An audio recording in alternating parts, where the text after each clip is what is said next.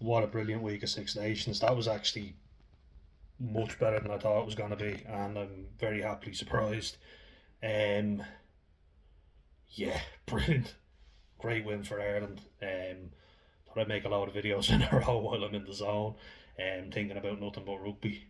And while games are still fresh in my head, because the French game was a foregone conclusion. There were some standout players for their French team, and I'll be sure to give them a mention.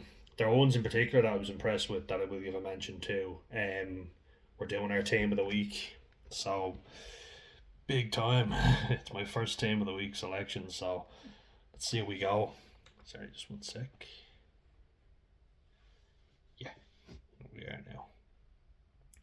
We're all set. I know it's a big week, so it went very well. And next week going to be huge. So next week we have England against France, Italy against Wales, and Ireland against Scotland. That's going to be a tough one. We're playing them in Murrayfield, and it's going to be a tough one. England against France is always a tasty encounter. Two big teams. England are at home. Don't know. I mean, what I will say, and I'm going to do a bit of reviews on where I think teams will get on top. England kick a lot, and they say they play a very boring game. It's kick, put the other team under pressure, compete for the ball, and then compete at the breakdown. That's what they go for. They had three open side flankers starting against Ireland, and it worked for them. They got a lot of turnovers. And I think if you were going to look at an area where England were superior to Ireland, it was the back row. Our back row wasn't good enough, um, which is the reason why I haven't put any starters in the back row. So a little hint there. Yeah, I don't think you can put in any Irish back rowers ahead of the players I'm about to name. I'm going to explain why I've named certain players. I'm going to also say that it's a 23-man squad because there's some honourable mentions that I'd rather not give them an honourable mention. The game is played by 23 men, and the bench is just as important as the starters. You know what I mean? Which was proven a lot. France certainly used it for the big men. England did. Just Joe Hayes was on and off the pitch about three times for Will Stewart. It was like, what are they doing here? What the hell is going on? He's injured, then he's back, then he's injured, then he's back. No England front rowers because I don't think they were good enough. There's a few Ireland alright though. And in the second row, our tight five I think stepped up, and that's where we won the game against England. Our tight five, and then some moments of individual brilliance from our back line. Our Kiwis in the back line, it has to be said, credit where it's due, they stepped up big time. I'm also taking into consideration the calibre of opponent, right? So if you're saying to me, oh, but this fella deserves to be in and that fella doesn't, also remember how important the position is, and given the fact that a team might be dominating you, some players step up and shine when others won't. It's all well and good looking good in the big games. Sorry, what was it? It's all well and good looking good against the smaller teams, but in the big games, sorry, something caught my eye there. In the big games, it's when you see who the truly good players are. I've tried to be non-biased. I'm also taking into account that the Ireland England game was the most difficult and the hardly fought one. Scotland and Italy was not a foregone conclusion, but I think it was definitely an easier game for Scotland, which they made a pig's ear of at times, and had to rely on moments of individual brilliance, and I've been sure to make a note on that. That Ireland England game was a grudge match of all grudge matches, and whoever comes out on the right side of that deserves to have a lot of players in their selection. When they are challenged by another opponent that played very well, to come out the right side of the scoreline shows that they are better. They perform better, but there were a few England players who I just couldn't leave out, so I've put them in there alright. And there's some players who've started who I've put on the bench because they played well, but just not well enough to start in the team, right? So do take that into consideration as well. I'm gonna do a score prediction again. Shawnee K, let me know. You were very good. Now you got the points difference anyway. You didn't give me your score exactly, but you said Scotland by 12. You were bang on the money. I said Ireland to beat England by 12. I went optimistic, and I'm glad I did. It worked out. It worked out well. Delighted. You were closer. You said 7, I think, and it was only by 5. Though, as I say, there should have been a try disallowed or at least checked, I believe. But not going to complain too much because Ireland won. So fair play, Era Abu. So I'm going to get into it. I'm going to show you, um, and then I'll walk through it with you. So number one, Andrew Porter was absolutely outstanding. He showed that he is the best loose head in the world, and no one can convince me otherwise. Oxen J is good, but Andrew Porter is much more to the Ireland team than Oxen J is to the South African team.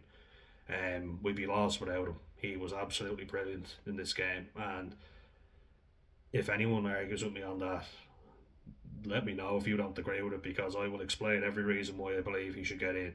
Scrummaging was great around the field. He worked tirelessly. He made carries, he fought for the hard yards, and he was the enforcer of the Ireland team. When the England lads were trying to rough us up, he stepped up and didn't take a backward step. Let them know you're not going to fuck with the little lads. I'm going to be here to sort you out. Brilliant performance, and he played over 70 minutes again. If this man gets injured, we are fucked. But I really hope, touch wood, that he doesn't because he's that good. At hooker, I've gone with Ronan Kelleher because I think he put in a great shift. He sorted his lineouts out.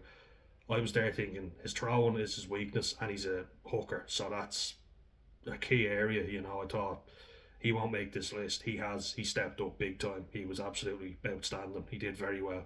I was impressed, and he should have had a try if I told you hadn't dived and being ridiculous about it. That shit happens all the time. I think it was pathetic, and people want to call Tyke Furlong out on it. I'm calling the Toji out. Bow your head in shame. At 3, I've gone with Simone Ferrari. Vroom. um, Most people would say Fagerson. I don't think so. I think Ferrari was very good in the scrum.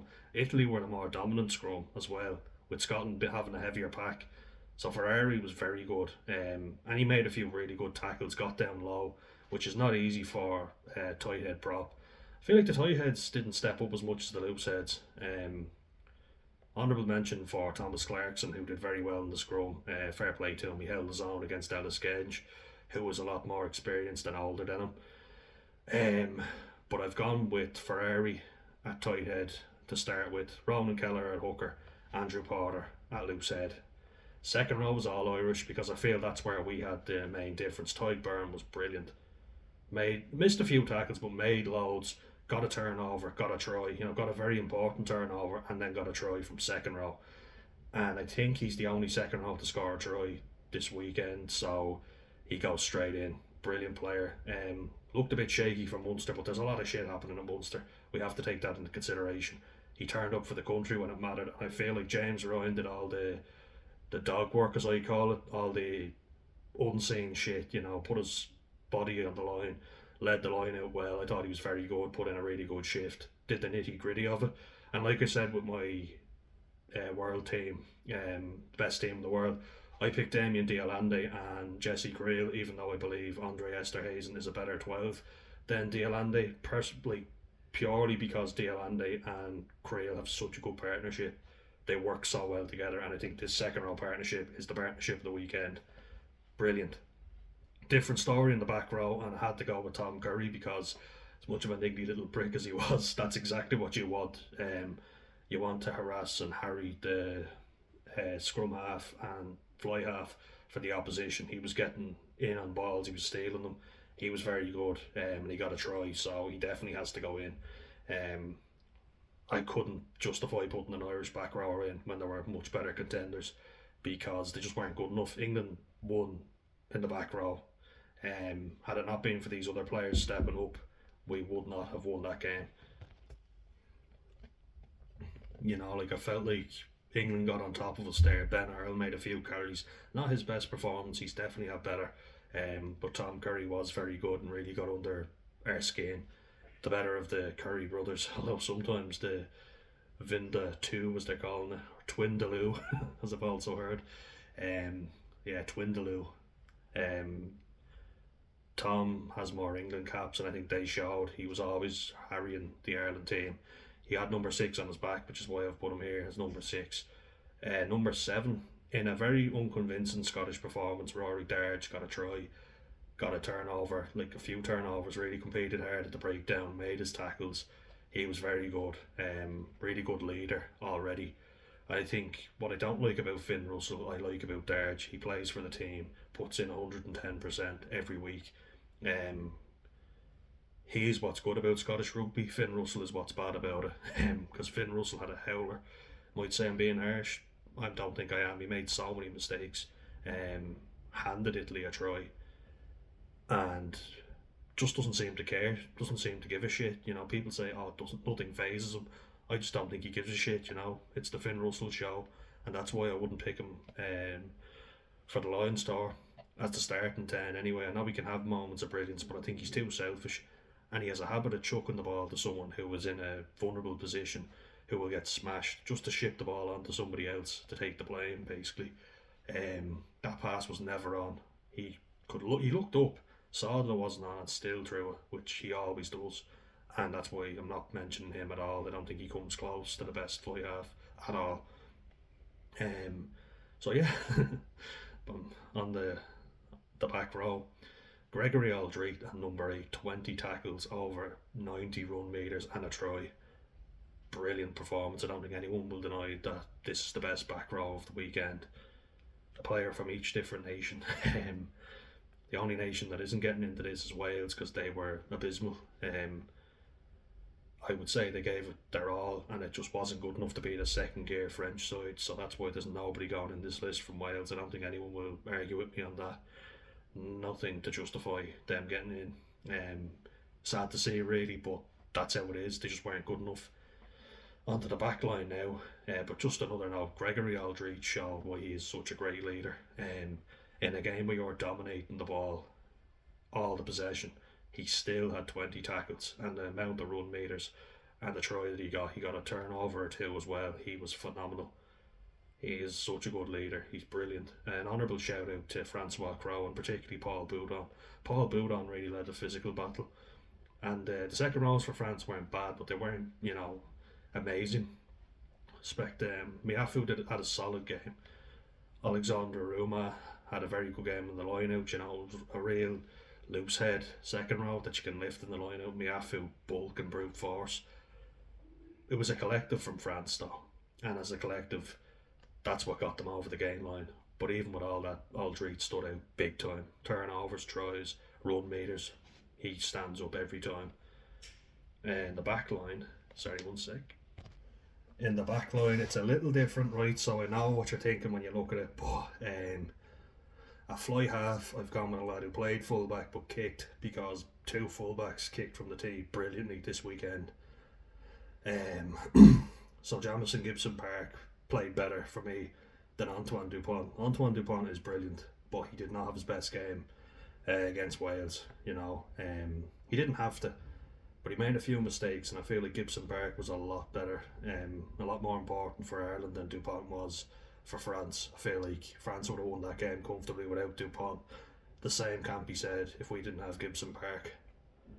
We were not winning that game without with Conor Murray out as 9, because Murray's a finisher in the same way that Maxime Lucu is for Antoine Dupont. Though I have to admit, I'm happy to see Nolan Legarrec because I think he's more exciting coming off the bench for France. I think Gibson Park was phenomenal. Got man of the match, deservedly so. You could have given it to Potter or Byrne, I feel, but no arguments from me, because Gibson Park made tackle after tackle, put himself about with the big men, held on to Cunningham South, who was much bigger than him, to slow him down. And he did. He made a great cover tackle on Henry Slade. He got a try. He sped up our game. He was absolutely brilliant. He also put himself up against Ollie Lawrence. Even if he gets trampled, he still slows them down and stops them. Prendergast did the same thing with Lawrence, and Lawrence had an alright game. Had a few good moments, but Ireland deserved winners in the end. Fly half, I've gone with Tommaso Allen, because he normally played fly half before for Italy, but what they do is they put Paolo Garbisi at fly half, and they have Tommaso Allen kicking, so two playmakers essentially. And Tommaso Allen was brilliant, wasn't he? He was great from the kick and tee. Played well as a fullback too. I don't think I can justify leaving a man out of a team who got 5 kicks from 5. He kicked brilliantly. He was very good. And in open play, I didn't think he was bad either. he kept Italy in that game, and then you look at Finn Russell missing kicks, you look at Prendergast missing kicks, Sam Prendergast, that is. Tommaso Allen for a team like Italy is going to be very important because they're going to need to get points where they can, and they're good, but they can't afford to leave points behind. And I mean, we need to actually do the same thing ourselves. Great game from Tommaso Allen; he was exceptionally good. Brilliant performance from him. Gibson Park and Tommaso Allen, I have at 9 and at 10, and then we get into the back line. So what I'll do is I'll start with the centres and then I'll work through the back three just to have it all together. Just gonna get some water before I do that. All hydrated. So the centres, I've gone with two lads who were playing at 13 on opposite sides because I think both of them were brilliant. I'm going to start with 12 where I've put Ignacio Nacho Brex, who was phenomenal. I thought he was very good. Massive tackles, looked phenomenal I keep saying phenomenal. Isn't he dreamy? He outshone Tommaso Menoncello, who was the golden boy of Italian rugby at the minute. Nacho Brex was the better player, and he got their try from a very poor Finn Russell pass, but he was alert, he put the foot down, and he deserved it. He was brilliant. Nacho Brex read the ball very well. I think he smashed Hugh Jones in a tackle. If not, it was Stafford McDowell, but I mean, he put in a brilliant shot. He's such a good player. Very hardy. He's an Argentinian and he certainly plays like one. Tough guy. Very good. So I couldn't justify not putting them in. Honourable mentions to Bundy Aki, of course, who also got a try, but wasn't as good defensively as we're used to seeing him. Ringrose didn't have his best game. He was very good, like by his extremely high standards. It wasn't the best we've ever seen him, but still very important. He showed what a difference he makes to that Ireland team. Ollie Lawrence was quite good as well, so shout out to him. But I think Nacho Brex had a tougher task, and he stood up. He scored a try in a very tight game. Just unfortunate that Italy couldn't progress from that, but he was outstanding. Great defensive reads, really good. Very impressed by him. 13, Hugh Jones, like the man was brilliant. If he doesn't play that game, and this isn't just me saying my opinion, this is a fact, because he got 3 of the tries. If Hugh Jones isn't in that Scotland team, they lose to Italy, so that is in itself how important he is. Brilliant attacking threat, and what's that other guy that plays 12 for them? Tui Pilato. It's like where Tui Pilato was gone quiet, Hugh Jones stepped up. People forget how good Hugh Jones is because of how good Tui Pilato's been, but that's why I keep saying it. I'm like, for the Lions tour, you could put Hugh Jones at 12 and he'd be just as good. He's a playmaker, but he's stronger than he looks, and Ringrose playing at 13. I know it's a bold call, but I think the two of them are just so good they have to get in. I mean, Ollie Lawrence is making a good case for himself though, but we shall see. That's Andy Farrell's decision. So on to the back three, and I've gone with an all-French back three because I think they were all excellent. Thomas Ramos, I know, I was thinking him and Tommaso Allen both play as fullbacks but can also play a fly half. Tommaso Allen plays more a fly half, I think, but they both can do it, so like both very mobile. Thomas Ramos, brilliant, great distributor of the ball. I keep saying 40-20, playing rugby league, that 50-22 that he got, measured to perfection. That was a brilliant kick. That's such a difficult skill to pull off.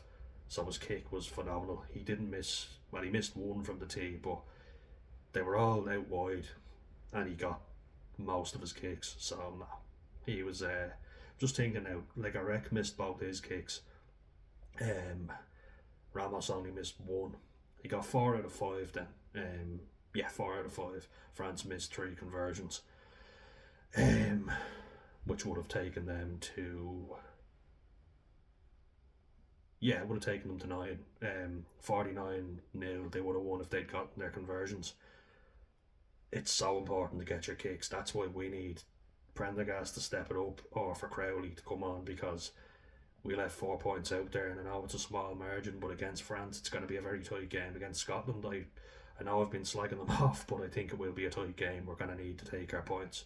Russell missed 2 easy kicks as well. They also left 4 points out there. So yeah, it's going to be one where we need to take our points. Ramos phenomenal, only missing one kick. Great 50-22. Um, Great from the tee and a great playmaker as well. Maybe a bit lucky. Maybe there was a high shot on Josh Adams that never got checked. That Josh Adams didn't help himself by mouthing off to the ref, but I think he had a point. If I'm being honest, would have still lost the game, but yeah, no, it's going to be interesting to see what France do without Ntamack, because that's going to be a ban. You can guarantee it. The other two that I've gone with are Louis Bielbarri, who was brilliant. Came in off his left wing, got a try, and then his footwork, his nifty little footwork to go around Rodgers for Wales. He was brilliant. And Teo at the Sogby, I said I wouldn't have put him in the team. He proved me wrong. He was very good, and not just in attack and defence as well. One of his kicks was excellent. Got some distance on it. The French back three were excellent. Ramos is kicking and 4 tries between them. So I mean, like, they were so important for that French team. And that's how a team should operate. 5 tries were scored by backs, 2 by forwards. That's what you want.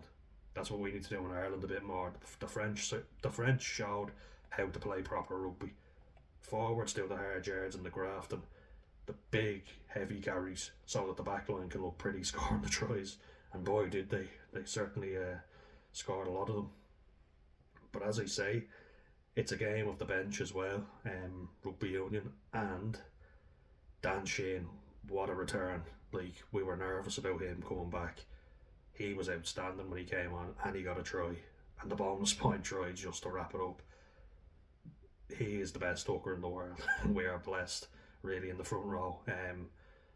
We'll need Tadhg Furlong back for the French game, I would say, but we are blessed, especially with the game Kelleher had.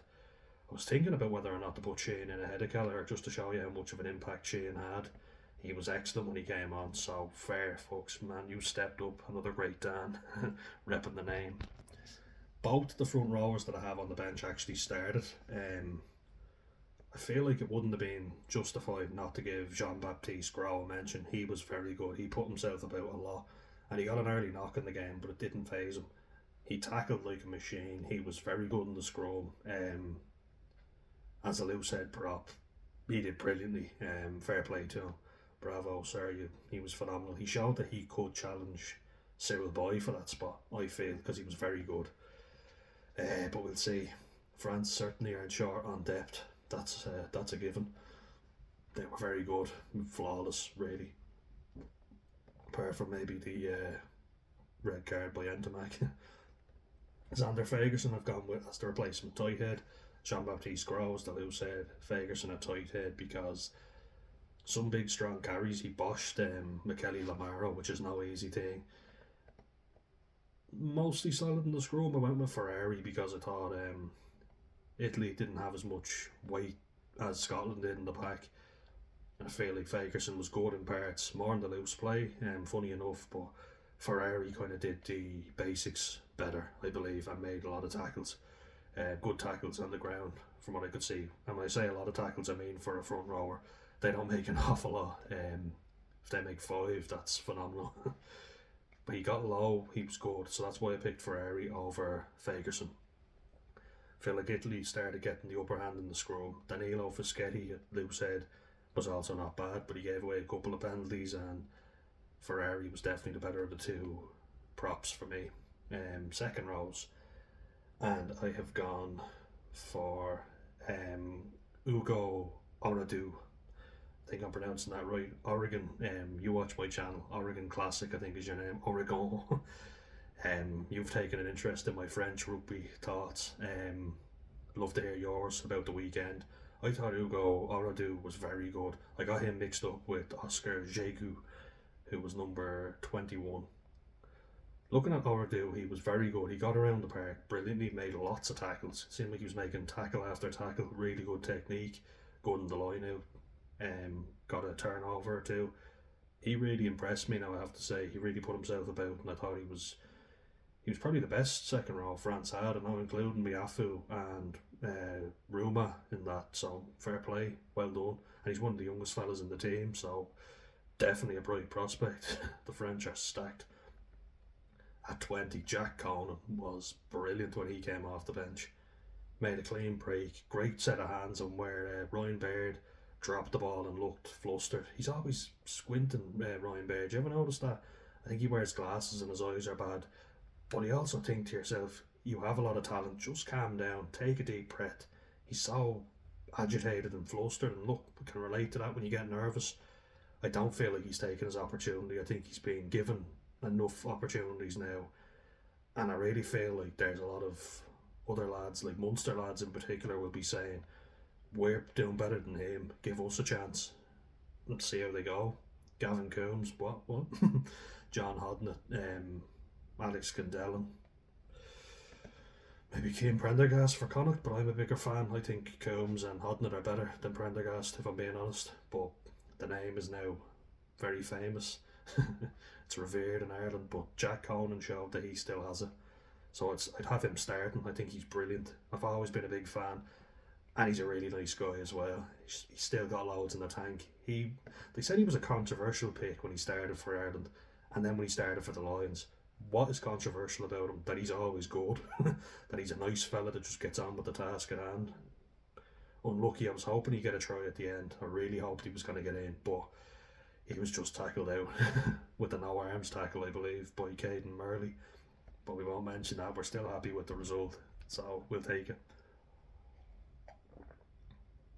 The replacement, 21, Antoine Dupont, because he still made things tick, didn't he? So while he didn't have his best game is phenomenal. His second best game is still brilliant. So gave the ball away, ran sideways and backwards a bit, which is why I decided not to pick him as number one. And Gibson Park was that good. He was better than Dupont, I believe. Neck and neck this week, with Gibson Park being better, of course, and Gibson Park got a try on top of it, so he definitely deserves to be in ahead of Dupont. But it's Antoine Dupont who made everything tick, set up most of France's tries, so yeah, he's still getting a mention. And Gibson Park stayed on the pitch longer as well, so those are brownie points in his favour.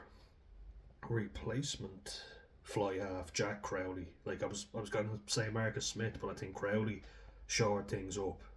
Prendergast did not have a bad game, but he was not brilliant. He was okay, but he missed an easy kick, one that was out on the touchline, so you give him credit, and he got a very good kick from a penalty to give us the lead for the first time in the game. But he's going to need to be better than he was in the future. But look, only young, fair play to him. He showed up, and I thought he was good, but Jack Crowley was better. Jack Crowley looked a lot more assured from the tee, kicked a lot better. Didn't have easy kicks, but he looked a lot more confident when he came on, and we looked a lot better when we had him on the pitch. So just saying. He came on with 20 minutes to go around that time. 2 kicks, got them both. So fair play. Definitely put his hand up to say, I'm still here, don't forget about me. And Oregon Classics, you can tell me if I'm pronouncing this name right. Emilien Gailleton. Very good, got a try. Don't know, does he play in the centre as well? Let me know if you could. Centre, or is he an arriere? Came on as a fullback anyway and looked very impressive. Very good awareness as well, to just let the ball bounce, catch it, step back infield, get a try. My fucking voice is going, I'm doing a lot of talking today, FYI. I know people are probably screaming, shut the fuck up then. No, I'm too excited. Gailleton was very good. So that is my 23-man squad, guys. Have a look there. Andrew Porter as loose head prop, Ronan Keller as hooker, Simone Ferrari as tight head prop, Ty Byrne as loose head second row, James Ryan as tight head second row, Tom Curry as blindside flanker, Rory Darge as open side flanker, Gregory Aldreet as number 8, Jamison Gibson Park as scrum half, Tommaso Allen as fly half, Louis Bielberry at number 11, numero numero 11. Just getting my French back for a second. Theo at the Sogby, who, fair play, very good game from the young man. At numero 14. 2 tries for both wingers, very good. 15, Toma Ramos. 12, Ignacio Bricks. 13, Hugh Jones. 16, replacement hooker, Dan Sheehan. Just phenomenal. Have to just take a moment. Replacement loosehead, 17, Jean Baptiste Gros. Really good engine, put himself about brilliantly. Replacement tight head, Xander Fagerson. Really good. Mr. Reliable, I would call him. Just always shows up. Very important for Scotland. Can't be stated. He is like our Andrew Porter, and he's been there for years. So great engine, credit where it's due. As you know, I'm not the biggest fan of Scotland, but Rory Darge and Hugh Jones I'm huge fans of because I think they're very good players and they just get on with the game. No faffing with them, do you know what I mean? Very good. Replacement second row, Ugo Oradu. Really good energy. I like what I see. He's a great player. He's one for the future. I was really impressed with him. I was impressed with France's bench and their starters. I just thought they look phenomenal. They're going to be tough to beat. They did not get out of second gear and they didn't need to. They just were flawless. I mean, in parts they had their issues, but they broke Wales down bit by bit and then just took over, got the rampage going. You've got Cyril Boy throwing little offloads. Oh, they were a joy to watch. Jack Conan shows he's still got it. Brilliant when he came off the bench. Jesus, he was better, I think, than any of the starting back row. I was not impressed by our back row. I have to say, England put it up to us. Jack Conan, when he came on, was phenomenally good.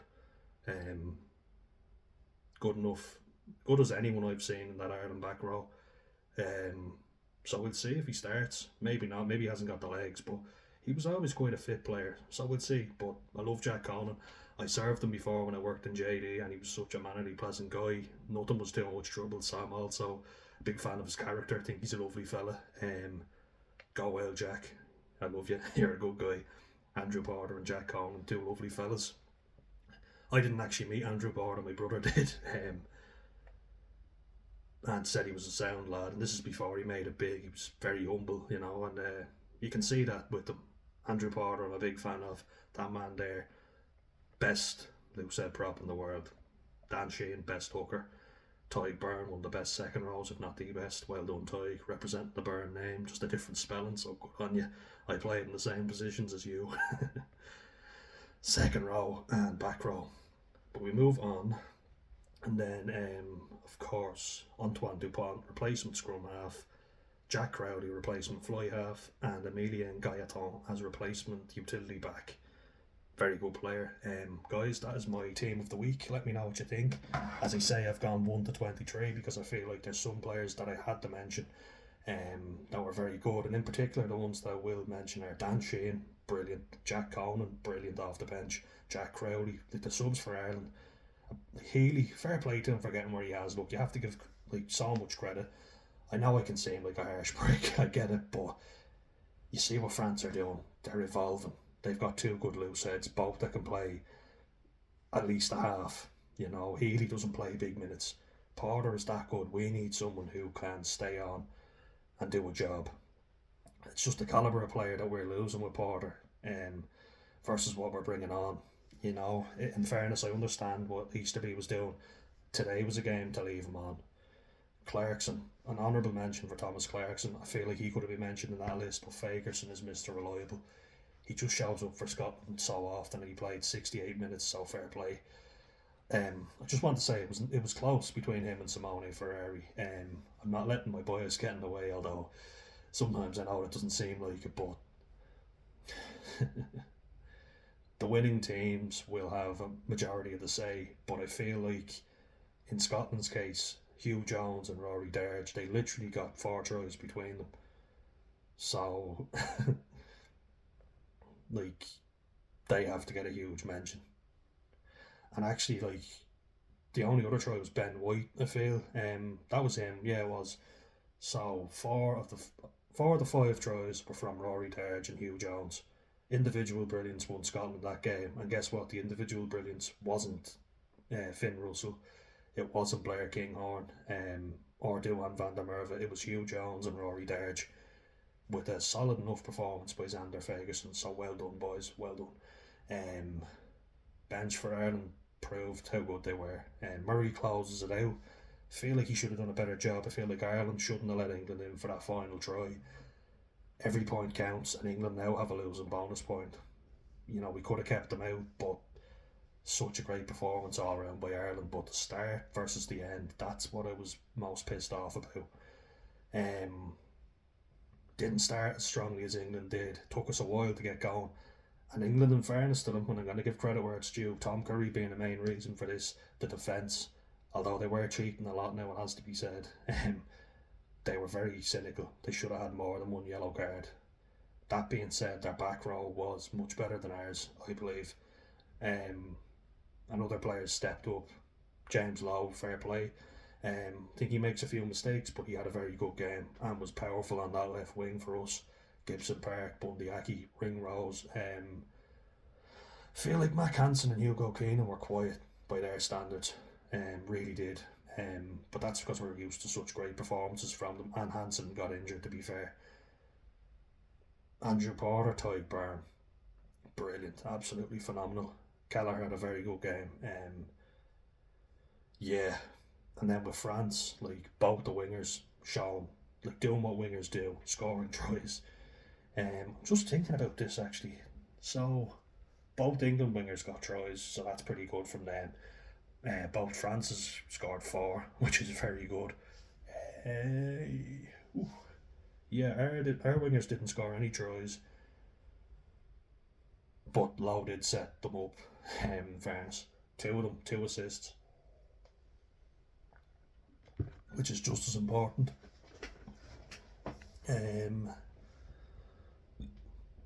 Yeah, no, that's mad. Italy didn't score any from their wingers either. Usually the wingers get all the tries. I guess not in this case. But look, I've tried keeping it non-biased. As I said, it was individual brilliance from Scotland, Hugh Jones and Rory Darge. John Baptiste Gros, very impressive. Thought he put in a good workload. Ugo Oradu, very good, very impressed with him. With him, he was exceptional. He put himself about brilliantly. The French bench, the Munch Bunch. The French bench was very good. Julien Marchand, I thought was better than Movaka, but Movaka solid. You know, they did what they had to do. They didn't have to get out of second gear. They were that dominant. Toma Ramos, brilliant off the tee. Great 50-22. So phenomenal game. Tommaso Allen and Ignacio Brex had to get in that team. They were phenomenal against a stronger, and Scotland were stronger. Look, they won in the end, but they're vulnerable. They're there for the taking. They will throw the stupid pass. We need to be there for the intercept. Our backline needs to be ready for them, because at the same time, if that backline clicks, they are dangerous. Darcy Graham, Duhan van der Merwe and Blair Kinghorn on their day can be phenomenally good, but Scotland do get ahead of themselves. I feel like Hugh Jones is much more humble. Rory Darge the same. Scotland need more of that, more level-headedness.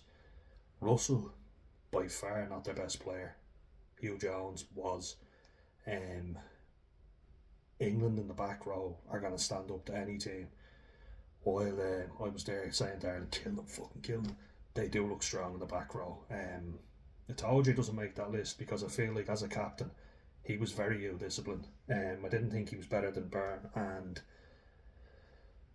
James Ryan. And I feel like the combination of James Ryan and Tadhg Beirne was better than George Martin and Maro Itoje. So that's why I've put those two in there, apart from Tadhg Beirne being brilliant, getting a turnover and a try and making tackles. So there you have it, guys. Gregory Aldrit, like I know the pack for France was dominant, but he steps up every week. 20 plus tackles. A turnover, even more maybe, I don't know, sorry, I wasn't keeping track. Over 90 run metres and a try. The man is a machine. And he always seems to end up without the scrum cap. He's like an open side flanker but can do the work of number 8 as well, which is so impressive. But yeah, look, just even looking back at that team, the wingers for France, the back three did their job, the pack did their job, so it was a collective. But the standouts for me in the French pack were Auradou and Baptiste Gros. And then the Irish bench also having a big impact. Emilien Gailleton looks very good as well, so I'm excited to see more of him. Interesting to see Oregon Classic. Let me know what you think is going to be the solution for France. I think we already spoke about that, where you think Jalibert might come in. Ramos can go 10 either. Leo Barre, exciting player. Week 1 is done. I'm losing my voice, so before I do lose my voice, very good week, very impressed, very competitive, apart from the opening game, of course. But sure, look, I feel like next week will be very competitive, and I'll post a few predictions for that. So, guys, without further ado, I'm going to wrap it up there. Well done, Ireland. Well done, France. Well done, Scotland. But you will need to up your game if you want to beat Ireland, and I'm hoping you don't. I'm hoping we can get the victory. Era done. Let's get on to it.